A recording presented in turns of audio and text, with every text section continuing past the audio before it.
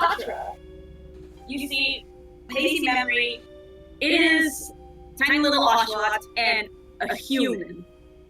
A human girl lying on the floor and an oshawott tugging at her, trying to get up. The human raises her head, hazy and blurry, you cannot see her face, can't see anything about her. As the oshawott hands over her scout chop, come on, like, please stand up. The human grabs it, the human's hand, covered in blood.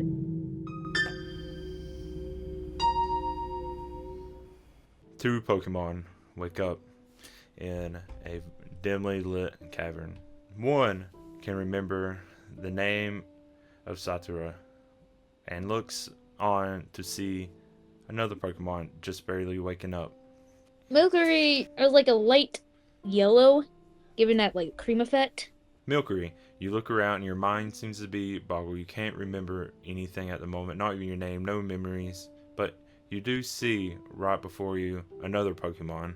Oshawott is a small little otter puff Pokemon with a big white head, little blue ears, and a flat little like blue tail, blue little feet, a blue body, white hands, a little shell on her stomach is smeared in blood. The Oshawott remembers the name of Sattura and a hazy but grim memory of something in the past, a dream maybe. But now the two are wondering where they are, what are they doing here, and more of who are they. You see, like, Sattura, like, lifts her head up, she rubs her head, and she's just like, where are we? She just looks at the milcery, like unblinking. She's like, at what time did you get here? The Milcery looks a little bit confizzled as her mind is kind of like, I guess, broken a little bit as she's trying to get used to her surroundings, blinking a few times as she just looks to the Oshawott, not understanding what she's asking at first before repeating, what? At the sound of that, what you hear just roaring from distance. You can see there's an entrance to what looks like a tunnel, but before you can make any reaction, a long snake Pokemon comes out, a blade on its tail, red fangs protruding right down from its mouth, and you see an angry looking Survivor. And Survivor roars, "Where are they?" And immediately you can tell the Survivor is ready to attack. You see, as the Oshawott like looks at the Survivor, puts like a hand out on the milcery, kind of like, behind me. You don't have to tell her twice after she says sweet honey crisp and I eat behind. Survivor already used a bunch of its movement to get into this room. She's gonna look over and she's gonna tackle. Immediately, Oshawott moves forward to try to tackle the Survivor, but not only just from waking up, the Survivor's rage reflexively moves out of Oshawott's attack. This little Milcery is gonna look at Survivor. She doesn't understand what's really happening or why the Survivor is attacking, but using that moment, her eyes start to look like a wider, and she's gonna use baby doll eyes. Milcery tries to use baby doll eyes, giving a cute, slightly pathetic look at Survivor, but Survivor not paying any attention after trying to dodge Sattura's tackle is pretty much immune to the look. I'm gonna use this chance to get right behind Sattura again. Like, yeah, you're Seymour stronger than I am. I'm just gonna hide behind you now. Survivor looks ready to attack both of you now. You both try to attack him, so the rage is only increasing. But before Survivor can even twitch its tail, an attack comes up from underneath, and you see a long form, even longer than the Survivor. What looks like to be a tipped drill for a tail, followed by 3 round segments, and then an even larger bulbous head with squinty eyes. What look like a couple points coming off the chin as a Dunsparce uses dig on Survivor. The Dunsparce come and drill first out of the ground, hits Survivor dead on the belly, sending Survivor flying, and the Dunsparce come up next to him, looking not worried at all, although a bit frantic. Who are you?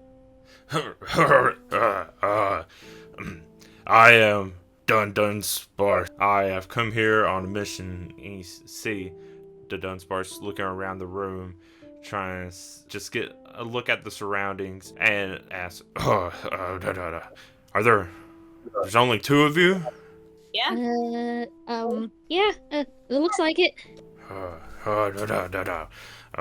Well, hmm, well,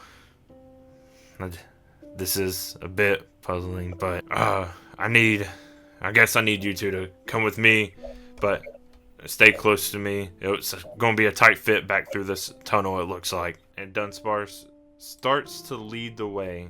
Milcery looks to Sattura. Should we?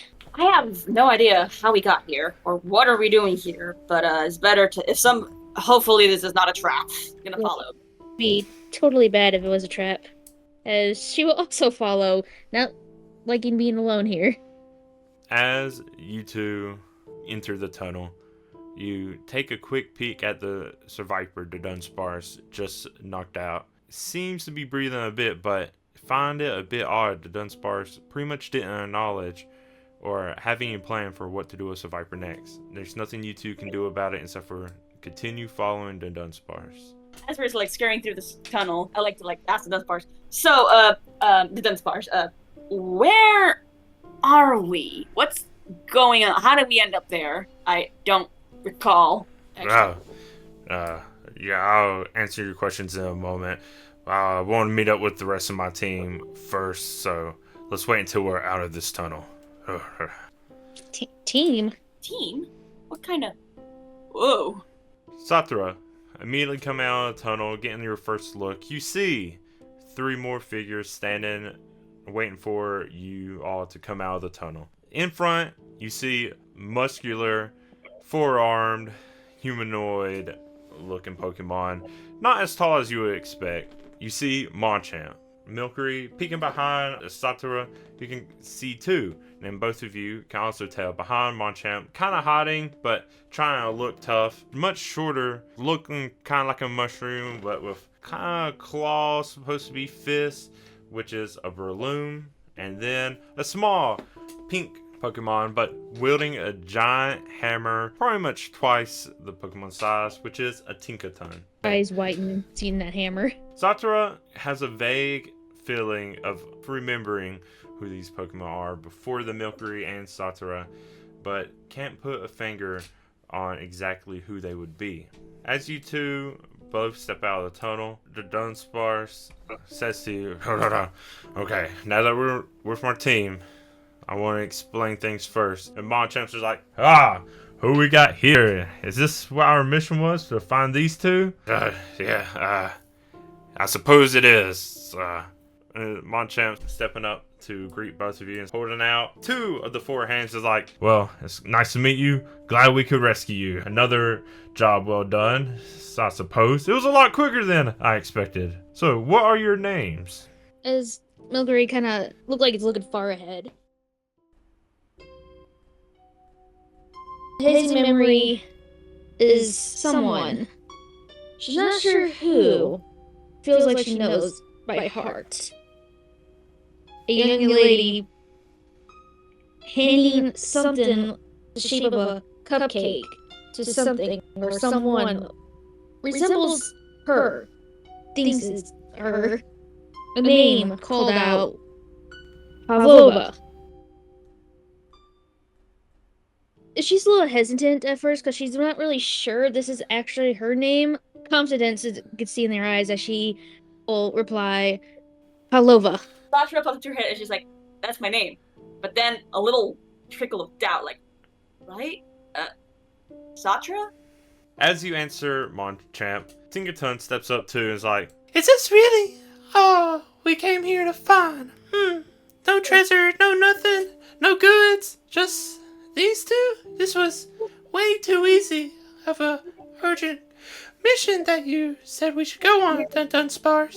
Breloom steps up right behind Machamp too, still looking cowardly, but now more confident. Is like, oh yeah, I thought it would be more fighting. Trying to meekly throw a couple punches. But that's fine. I guess I can't complain about easy quests.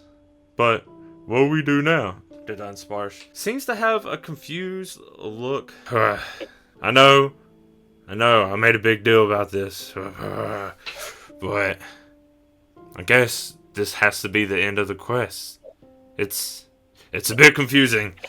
But I guess the only thing we can do is leave here and meet back at the base camp to decide what to do next and figure out what to do with these two. Ha! Yeah, that works for me.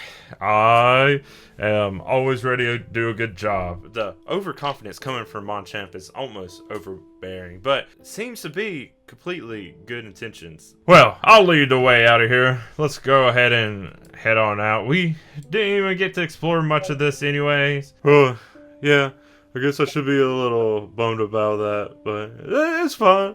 It's fine. I can explore many other places later. Well, whatever. There's probably nothing good to find here anyways. And they all just start getting ready to march out. So are we supposed to go with you guys, or are we just gonna? You can't just leave us. You can't just leave us here and expect us to know what to do. Yeah, no, you're coming with us. Just stick close to me.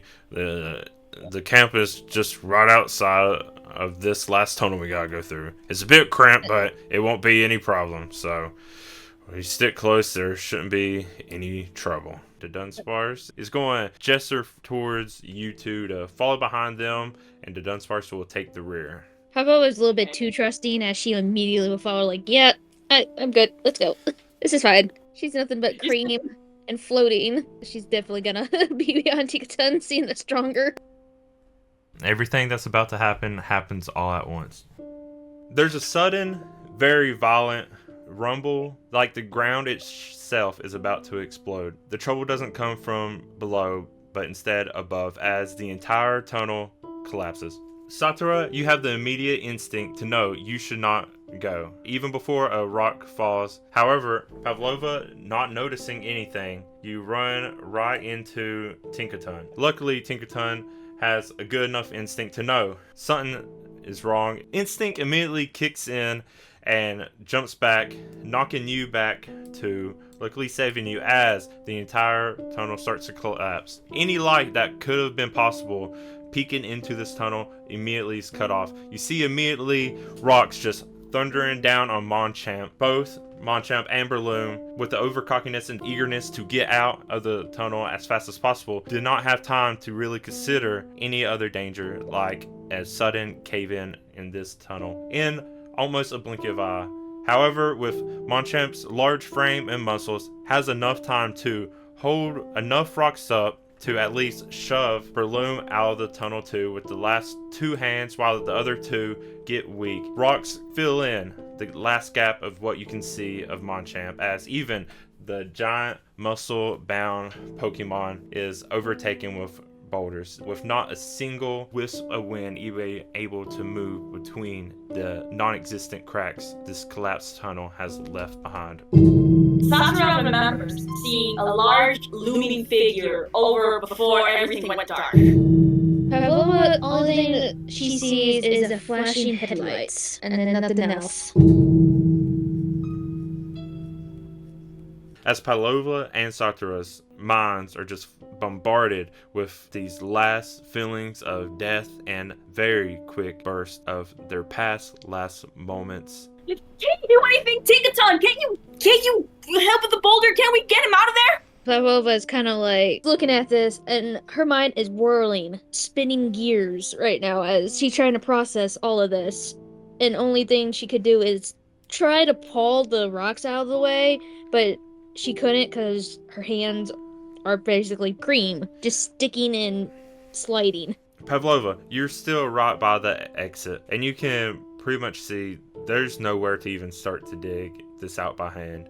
This is completely caved in, almost like there's just been a sudden wall put up in front of you. Sattura, you're behind both Breloom and Tinkaton. You want to get past them, want to try to observe this cave in more, see if there's any way to get past, any way to pull out any rocks. But even from where you're at, can be sure that there's nothing you can do.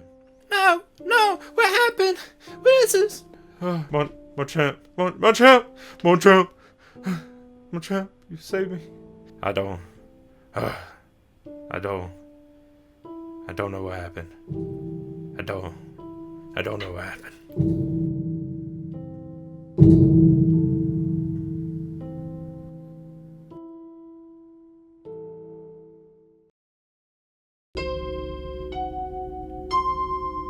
Mari, core memory, in a classroom, nobody, big table, nobody's with her.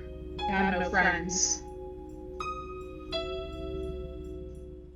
Mari wakes up. Memories completely overwhelming.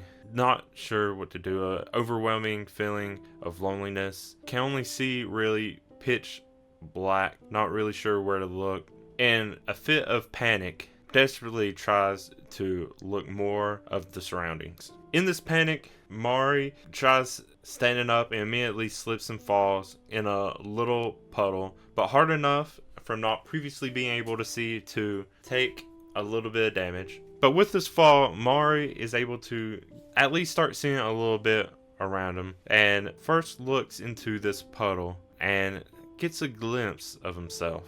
Mari looks into the puddle, and she doesn't see any human-like features. She sees weirdly shaped cactus with very few needles on it, as well as flowers on top, as well as big yellow eyes. While you're staring into the puddle, you start to also feel a bit of a rumbling. Not at this rumbling, you also hear someone coming up from behind you. You see kind of primate looking Pokemon, dark with a bit of greenery around, and it stands about twice your height, dragging behind by right above the blade of the tail, two itty bitty Survivors. They look like they gave up on any fight of resisting, and immediately comes in and looks at you excitedly. Baby, you're awake, baby. Oh, it's okay. It's okay. I saved you. I saved you. Yeah, I'll take care of you. I got more babies. And stares down another hallway and gestures. It's okay. I'm Tsurude. I'll be your parent now. I saved you. You were down the hole, and I saved you. But I was going. There's more. I was going to get them, but they're gone now. Someone took the other babies. But it's okay. I got your siblings here. And it tosses the two Survivors right next to you. You're all my babies. You're my babies. I'll protect you. I'll take care of you. And then the Survivors come a little bit more to their senses in a panicked state already. Mari can only tell the most obvious, that these Survivors are scared and the Tsurude seems out of mind, completely in distress with no obvious signs as to why. The Survivors automatically see you, and they both, knowing they can't do anything about the Tsurude and not knowing what else to do, out of fright and out of being tossed towards Mari, automatically start wrapping around. One of them wraps around you tightly. Right away, doesn't even make contact with the ground before just wrapping around you. The other one misses though. It kind of bumps up against you, but can't get the wrap, especially since the other slightly bigger Survivor sibling already has a really good grasp on you. I gotta get some of my health back. I gotta use Ingrain. Mari uses Ingrain, able to get some roots out regardless of Survivors being wrapped around. Oh no, my baby. My baby, my baby. No, bad Survivors. Why are you hurting my baby? It's my baby. Tsurude immediately pulls off the Survivor from Mari and immediately scratches that. Now both of the Survivors try to wrap around Tsurude out of desperation. The Survivor Tsurude is holding automatically wraps around since there's no ground need to be gained, which Tsurude is even more mad at. And the other Survivor, once again, being on the floor, being a bit smaller, a bit more timid. You can tell there's even still a little bit of maybe eggshell stuck between its tail. More of a timid nature it seems like, but isn't able to wrap around Tsurude. I'm gonna help however I can. I'm gonna use Peck on the Survivor that's currently wrapping the other one. Tsurude is going to see that you're helping. It's like, Oh, yes. Thank you, baby. Thank you. Get these bad survivors off me. and we'll also use Fury Swipes against them again. At least the one attack to it with its free arm. With this last attack, the Survivor goes completely limp, and Zerude slings the Survivor off her arm and turns his attention to the other Survivor, kind of cowering in the corner. This Survivor, in panic, doesn't know what else to do and tries to use swagger to try to at least confuse either of you, not really knowing who to pay attention to, but definitely focusing more on Zerude. And the swagger's just not going to do anything. So Viper completely cowering in the corner, not knowing what to do, and really just wanting all this to be over. Mari approaches the survivor, like trying to comfort them, seeing how timid they are. Don't hurt this one. It's just... Don't hurt this one. It really is scared. Look at it. They're shaking. And then they go to pet it as best as they could. So Viper, obviously telling you mean what you say, that Mari is completely trying to extend a peace offering of sorts, relaxes and lets Mari pet it. However, Zerude still really mad that the survivors attacked its baby. No, my baby. Don't touch my baby. Don't touch my baby. Thinking the survivor may try to do something to you while petting survivor, and attacks the survivor again. And Zerude, just 3 of its strongest slashes it can out of desperation for trying to save its baby, slashes the survivor. 3 big strikes, completely knocking survivor out. The battle's over. However, Zerude doesn't stop there. Zerude seems completely out of its mind. You almost kind of think maybe the swagger did work, because Zerude doesn't stop. Zerude keeps pounding the survivor, slashing at him, furious, getting even more angry with each swipe it takes, until the survivors almost become pulps of just flesh. Zerude finally just takes their tails like it did when first coming to meet you, and just slings them one more time, both against a cavern wall. And it's obvious these baby survivors are completely dead. All Mari sees is snow everywhere. A long, slender blue Pokemon, sort of like a blue snake. They were holding on to the snake. Mari's instincts kick in immediately. You know that somehow Pokemon normally do not kill each other. They have no intent to ever kill each other normally. Pokemon don't eat other Pokemon. They normally eat things such as apples. Any reason Zerude was killed these 2 survivors is because something is very, very wrong mentally with this Zerude, and you can see there must be some kind of trauma. This obsession with calling all of you babies to suddenly snap and attack the 2 survivors over kind of a misunderstanding. You know there's more to this. You know this Zerude is dangerous, and you know you need to get away from the Zerude as fast as you can. Otherwise, any second, the Zerude could snap again, and you could end up just like the survivors. Now, Zerude snaps again. It's like, My babies. What happened to my babies? My babies. Why are they so beat up? What happened? Why are my babies dead? My baby's dead. Who did this? Who did this? And immediately grabs both what's left of the survivors. It's okay. You stay here. I'll go save your siblings. I'll save your siblings. And takes back off down a passageway, dragging behind the 2 dead survivor babies. And you see the tunnel this Zerude went down as you peer and watch Zerude leave. But you also see in the distance another tunnel. You can also see down below you, probably wouldn't be a good escape route, considering it looks like it just goes down a slope into a dark chasm of nothingness. I'm going in the second tunnel. As Mari flees this scene, going in the opposite tunnel of this Zerude, you can see a different opening. Yeah, I'm not gonna stop. You keep going, you run. When you're in the hallway, you can hear a screech just coming from behind you. Obviously, you know who it is. It's Zerude screeching, Ah! My baby! Where you go? Someone took my baby! My baby! You somehow don't know how Zerude pops up behind you, coming down from the tunnel you just came from. No! My baby!